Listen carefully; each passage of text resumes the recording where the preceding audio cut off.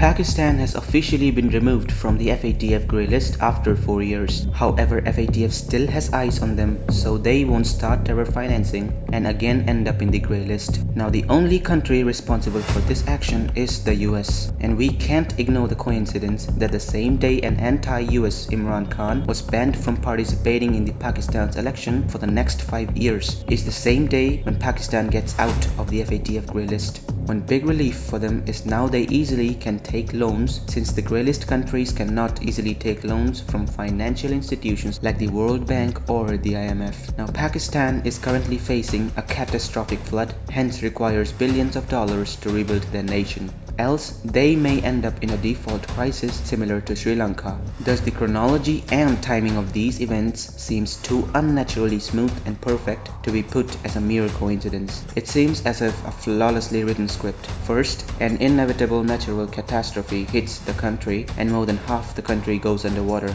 Now, to fix the destruction cost, billions of dollars of loans is required, which due to FATF grey list seems hard to achieve. Then the ex-prime minister, who also happens to be anti-US, is banned by the election commission to participate in the next year's elections for the prime minister's post. And the same day the nation gets out of the FATF grey list, which is simultaneously followed by the possibility of getting loans for the rebuilding of the nation, which will then be followed by the current prime minister, who also happens to be pro-US, getting appreciated for the good news, which hence will benefit him in the next year's elections. Therefore, US is the nation who currently controls the fate of Pakistan. This is it for today's video. See you in the next one. Until then, Jai Hind, Jai Bharat.